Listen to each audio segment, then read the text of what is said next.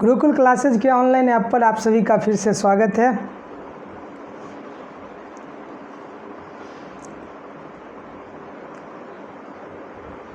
आज हम लोग भौतिकी के दूसरे चैप्टर प्रकाश के अपवर्तन के बारे में जानने जा रहे हैं। पिछले चैप्टर मतलब अध्याय 1 में हमने पढ़ा कि प्रकाश चुंबकीय तरंग है। कुछ थ्योरी ने उसे माना कि कणों की प्रकृति कणों से मिलकर बना हुआ है। कुछ थ्योरी में माना गया कि वह तरंग है। बाद में माना गया विद्युत चुंबकीय तरंग है। और आधुनिक आते आते हमने माना कि यह ऊर्जा का एक रूप है जिसके कारण हमें देखने की अनुभूति होती है। दुनिया में सबसे अधिक चालों में से एक मानी जाती है प्रकाश की चाल। और न्यूटन के गति नियमों के अनुसार तो दुनिया का कोई भी पार्टिकल या कोई भी कण प्रकाश से ज़्यादा तेज नहीं चल सकता। अर्थात प्रकाश की जो चाल है वह आपको पता है कि यह हवा में सबसे ज़्यादा निर्वात में सबसे अधिक होती है। उसके बाद हवा में दोनों में लगभग बहुत कम का अंतर होता है, इसलिए हम लोग समान मान कर चलते हैं। तो निर्वात में सबसे अधिक होता है और यह होता है 3 लाख किलोमीटर प्रति सेकेंड, अर्थात 3 × 10⁸ मीटर पर सेकेंड। 3 × 10⁸ मतलब 3 के ऊपर 8 जीरो, इतना मीटर एक सेकेंड में।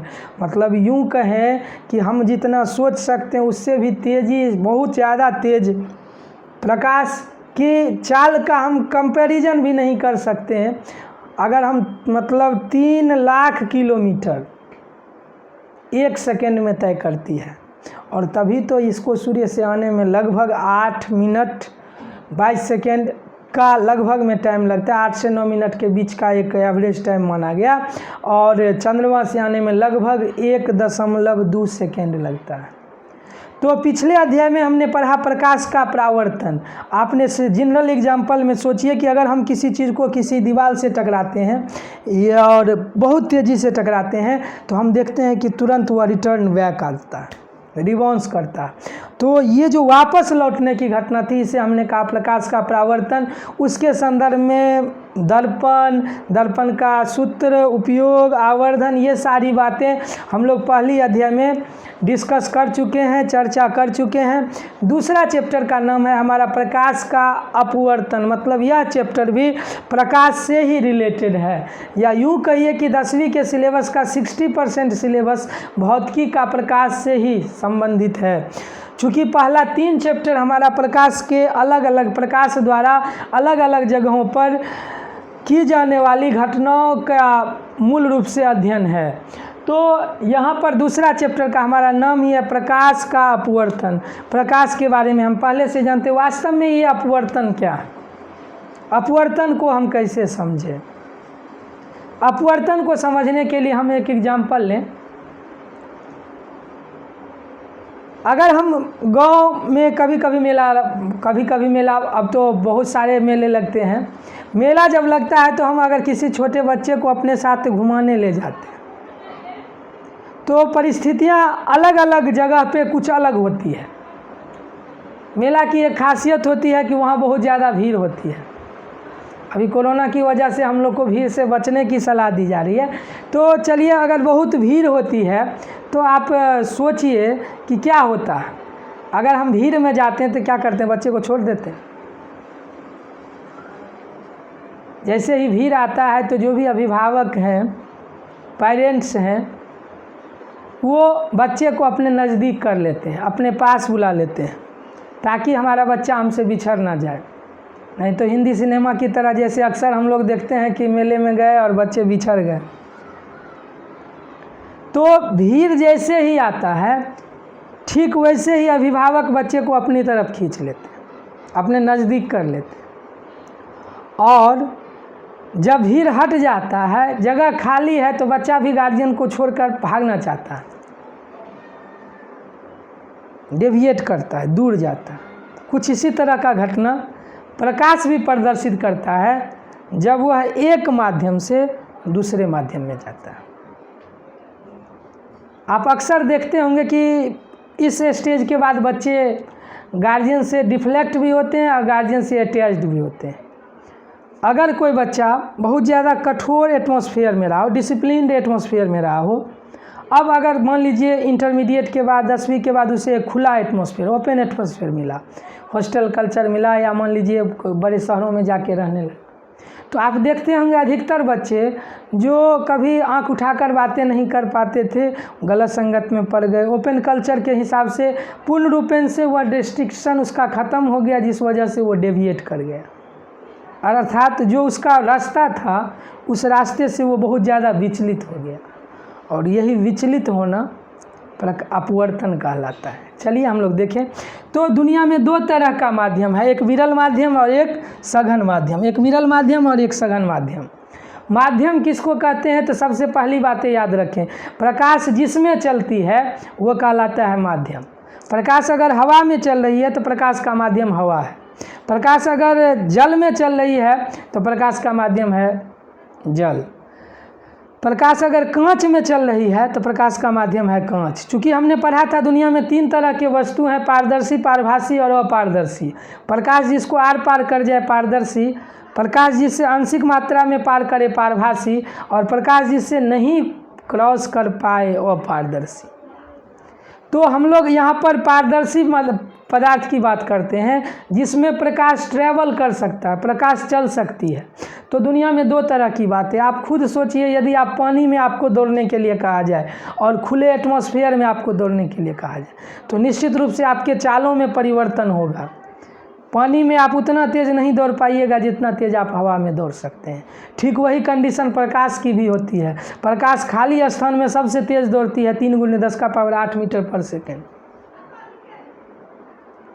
उसके बाद जल में उससे थोड़ा कम चलती है, 2.25 × 10⁸ मीटर पर सेकेंड। कांच में सबसे कम चलती है 2 × 10⁸ मीटर पर सेकेंड। स्वाभाविक है, गैस के अणु काफ़ी दूर दूर होते हैं तो उसमें कोई भी चीज़ चलेगा तो गैप ज़्यादा है तो आराम से उसको क्रॉस कर जाएगा। द्रव के अणु उससे काफ़ी सटे होते हैं तो चलना थोड़ा सा, उसको क्रॉस करना थोड़ा मुश्किल होगा, और ठोस में तो काफ़ी बहुत ज़्यादा मुश्किल होगा। और इस हिसाब से आप ये समझ लीजिए कि सबसे ज़्यादा तेज़ प्रकाश चलती है हवा में, उससे कम जल में, और सबसे कम कांच में। ये 3 माध्यम हैं। तो एक में ज़्यादा तेज़ चल रहा है, एक में कम तेज़ चल रहा है। तो ये हमेशा याद रखिए, प्रकाश जिसमें चलेगा वही कहलाएगा माध्यम। प्रकाश जिसमें चलेगा वही हो गया माध्यम। प्रकाश जिस 2 माध्यम की हम लोग बात करेंगे, जिसमें तेज़ी से चलेगा वह कहलाएगा विरल माध्यम, और जिसमें प्रकाश कम तेज़ी से चलेगा वह कहलाएगा सघन माध्यम। तो प्रकाश का चाल जिसमें ज़्यादा होगा वह कहलाएगा विरल माध्यम, प्रकाश का चाल जिसमें कम होगा कहलाएगा सघन माध्यम। तो याद करिए, अभी अभी हमने आपको एग्जाम्पल दिया, विरल माध्यम मतलब खाली जगह, और सघन माध्यम मतलब भीड़ भाड़ वाले एरिया। तो गौर करिए, अगर ये प्रकाश की किरण है जो आपको चित्र में दिख रही है, ये अगर विरल माध्यम में है मतलब खाली जगह था, अब सघन माध्यम में जा रहा है मतलब भीड़ में जा रहा है, तो निश्चित रूप से गार्जियन जो है, गार्जियन हो गए ये लाइन, ये जो सीधा लाइन है यही काम है अभिभावक का। तो यह लाइन जो है उसको जाना चाहिए इस रास्ते से, लेकिन भीड़ आ रहा है तो भीड़ को आते ही गार्जियन कहेंगे कि चलो तुमको दूर नहीं जाना है, नज़दीक रहना, तो वह इस तरफ मुड़ जाएगा, मतलब अभिलंब के तरफ मुड़ जाएगा। और कुछ ऐसी ही घटना होगी, जब आप कुछ देर भीड़ में चले, तो भीड़ मतलब सघन माध्यम, तो इसको चलना चाहिए, फिर खाली हुआ तो इसी रेशियो में, लेकिन अब देखेगा गार्जियन भी कि जगह खाली है और बच्चा भी फ्री होना चाहेगा, तो गार्जियन से दूर भागेगा।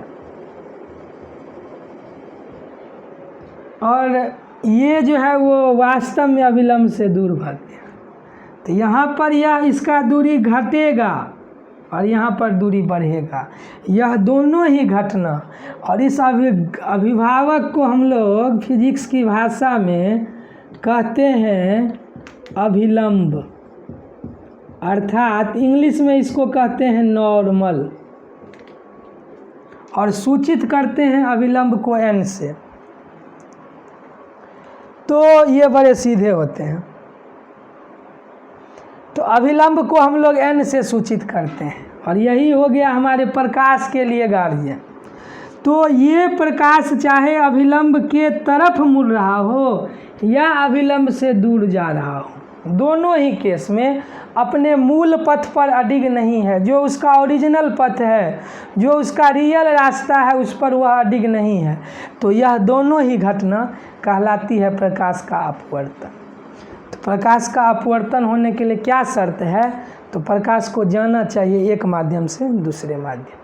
जिस माध्यम में प्रकाश का चाल तेज होगा कहलाएगा विरल माध्यम। जिस माध्यम में प्रकाश का चाल कम होगा कहलाएगा सघन माध्यम। प्रकाश जिसमें चलेगा कहलाएगा माध्यम। वह सीधा रेखा जिसे अभी तक आप अभिभावक समझ रहे थे, वह है अभिलंब, नॉर्मल मतलब n। और यह जो है इस घटना को ही हम कहते हैं प्रकाश का अपवर्तन। इंग्लिश में कहिए रिफ्रैक्शन ऑफ लाइट। तो जब प्रकाश एक माध्यम से दूसरे माध्यम में प्रवेश करते समय अपने मूल पथ से जो मुड़ जाने की घटना है, विचलित हो जाने की घटना है, यह कहलाती है प्रकाश का अपवर्तन।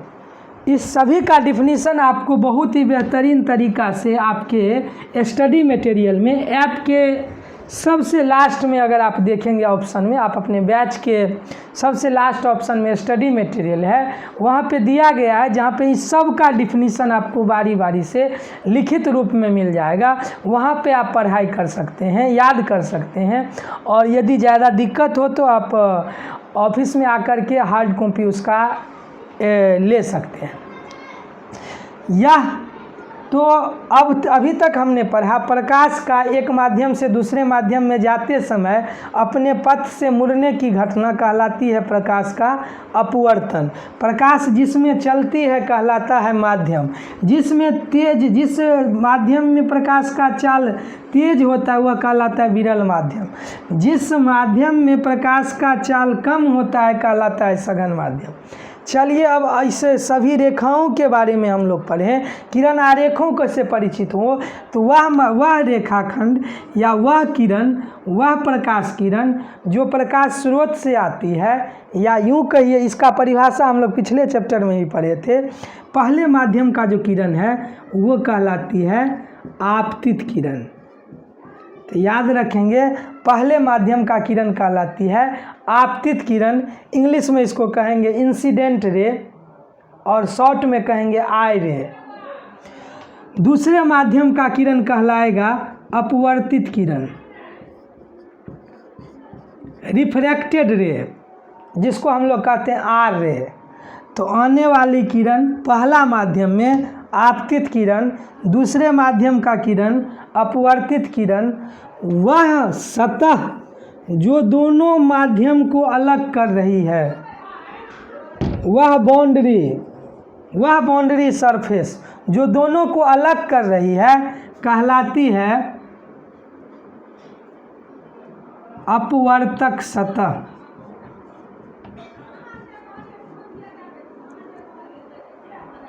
Refracted surface.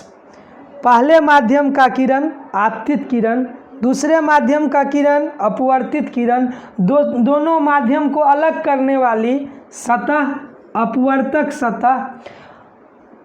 जिस बिंदु से प्रकाश एक माध्यम से दूसरे माध्यम में प्रवेश करती है कहलाती है आपतन बिंदु।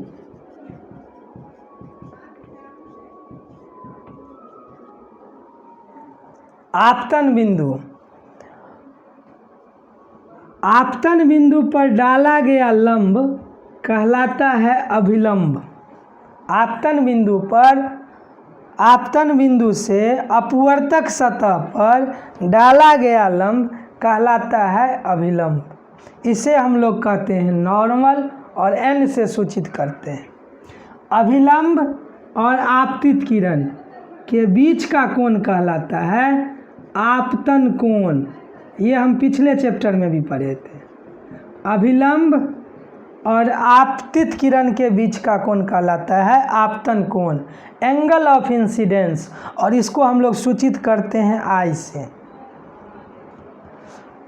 अभिलंब और अपवर्तित किरण के बीच का कोण कहलाता है अपवर्तन कोण।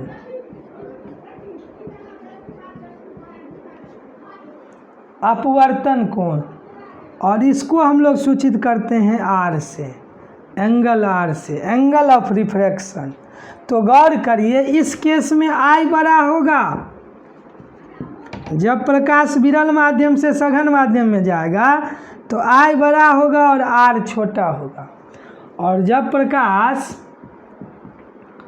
सघन से विरल में जाएगा तो आई छोटा होगा और आर बड़ा होगा। आपतन कोण अपवर्तन कोण से बड़ा होगा।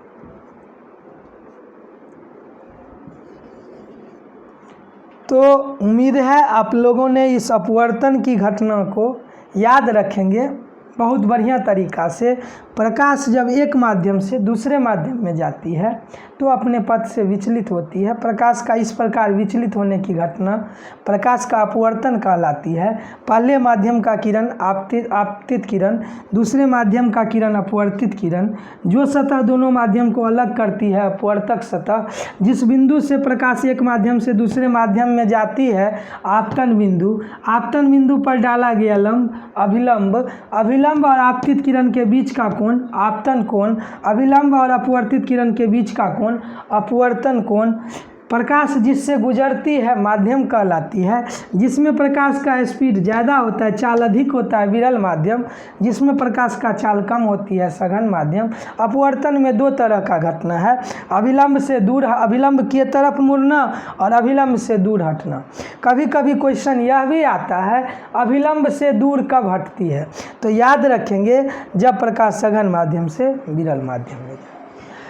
अभिलंब की तरफ प्रकाश कब मुड़ती है, तो जब प्रकाश विरल माध्यम से सघन माध्यम में प्रवेश करती है। प्रकाश के अपवर्तन से में बस ये सारे महत्वपूर्ण बिंदु हैं।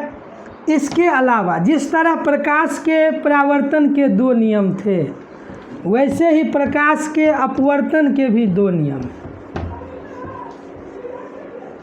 पहला नियम है प्रकाश के अपवर्तन के दो नियम हैं।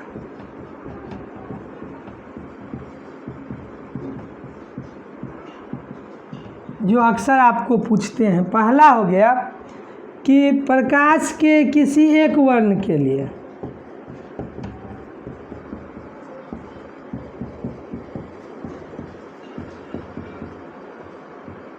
आपतित किरण अपवर्तित किरण और आपतन बिंदु पर डाला गया अभिलंब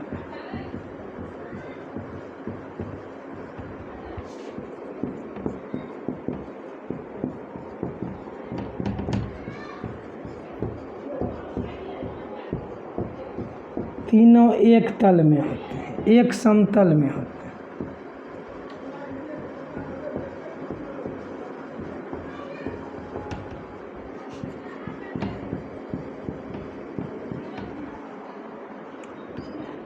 दूसरा,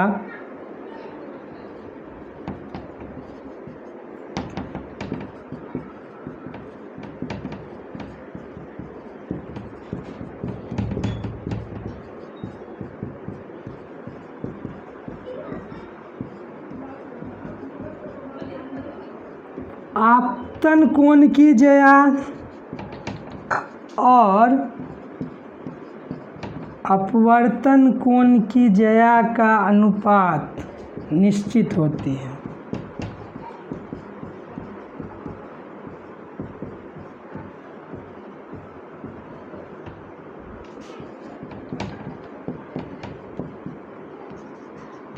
अर्थात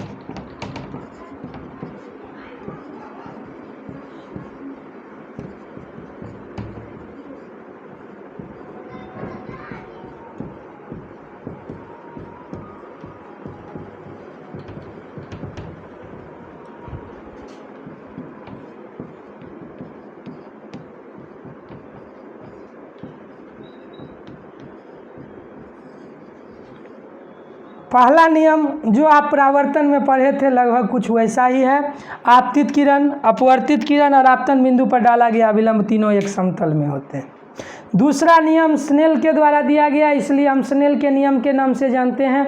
और यह नियम बोर्ड के लिए निश्चित रूप से 10वीं बोर्ड परीक्षा में 100% आने वाला क्वेश्चन है, आना ही आना है। 100% श्योर है कि ये क्वेश्चन अभी तक बोर्ड की कोई परीक्षा नहीं हुई जब यह क्वेश्चन नहीं आया हो। स्नेल के नियम से आप क्या समझते हैं? तो स्नेल का नियम क्या है? तो प्रकाश के किसी खास वर्ण के लिए, किसी एक वर्ण के लिए, किसी विशेष वर्ण के लिए आपतन कोण की ज्या और अपवर्तन कोण की ज्या का अनुपात निश्चित होता है। तो प्रकाश के अपवर्तन के दो नियम, पहला नियम आपतित किरण, अपवर्तित किरण और आपतन बिंदु पर डाला गया अभिलंब तीनों एक तल में होते हैं। आपतन कोण की ज्या और अपवर्तन कोण की ज्या का अनुपात निश्चित होता है, इसे ही स्नेल का नियम कहा जाता है। स्नेल का नियम एक बहुत ही ज़्यादा इम्पोर्टेंट क्वेश्चन है और आना ही आना है, तो इसको आप सबसे बेस्ट तरीका से लिखिए। तो आपतन कोण मतलब आई, अपवर्तन कोण मतलब आर, और ज्या मतलब हो गया sine. Sine theta cos theta जो हम लोग त्रिकोणमिति में पढ़ते हैं, तो साइन का हिंदी नाम है ज्या, कोसाइन का हिंदी नाम है कोज्या। तो चलिए हम लोग साइन आई बट्टे साइन आर स्थिरांक होता है, और जिसको हम लोग लिखते हैं साइन आई बट्टे साइन आर, या तो हम लोग इसको एन से सूचित करते हैं या म्यू से। ये लैटिन का एक म्यू 2 कहिए या ऊपर 2 लिखिए, इसको हम लोग ऐसे लिखते हैं और इसे हम लोग कहते हैं अपवर्तनांक। यह एक स्थिरांक है, अपवर्तनांक। इसके बारे में हम लोग चर्चा अगले वीडियो में करेंगे। तो अगर हम लोग इसको लिखें तो आप लिखिएगा साइन आई बट्टे साइन आर बराबर न्यू2 बट्टे न्यू1। न्यू2 मतलब दूसरे माध्यम का अपवर्तनांक, न्यू1 मतलब पहले माध्यम का अपवर्तनांक। कोना कोनी गुना कर दीजिए तो हो जाएगा न्यू1 साइन आई बराबर न्यू2 साइन आर। इसे ही हम लोग कहते हैं स्नेल का नियम। तो जब पूछेगा आपसे, और निश्चित रूप से पूछा जाएगा, बोर्ड में 100% तय क्वेश्चन है स्नेल के नियम से आप क्या समझते हैं, तो यहाँ से शुरू करना और यहाँ तक पहुँच जाना। प्रकाश के एक वर्ण के लिए, खास वर्ण के लिए, विशेष वर्ण के लिए आपतन कोण की ज्या और अपवर्तन कोण की ज्या का अनुपात निश्चित होता है, इसे स्नेल के नियम के नाम से जाना जाता है। साइन आई बट्टे साइन आर बराबर स्थिरांक, स्थिरांक के जगह पर हम देंगे न्यू2 न्यू2 बराबर न्यू2 बट्टे न्यू1, कोना कोनी गुना कर दीजिए, न्यू1 साइन आई बराबर न्यू2 साइन आर। और जब विशेष स्थिति में जाइएगा तो न्यू साइन थीटा बराबर कांस्टेंट होता है। ये आप सीनियर क्लासों में पढ़िएगा। हालांकि अभी के लिए हम लोग का सबसे बेस्ट, यहाँ भी आप छोड़ सकते हैं लेकिन 2 नंबर का क्वेश्चन रहेगा, तो बेस्ट कंडीशन ये हो गया न्यू1 साइन आई बराबर न्यू2 साइन आर। इसे ही जाना जाता है स्नेल के नियम से। निश्चित रूप से रट लें, समझ लें, याद कर लें, जैसे भी हो अपने दिमाग में एडजस्ट कर लें और परीक्षा के लिए पूर्ण रूपेण तैयार हों। परिस्थितियां जैसे भी होगी, आपकी मेहनत में कोई कमी नहीं आनी चाहिए। और अगले वीडियो में जब हम मिलेंगे तो हम चर्चा करेंगे न्यू। तब तक आप स्टडी मटेरियल में इन पॉइंट तक आने में जितना भी पॉइंट है उसको याद करें, समझें, लिखने का प्रयास करें। स्वस्थ रहें, सुरक्षित रहें। धन्यवाद।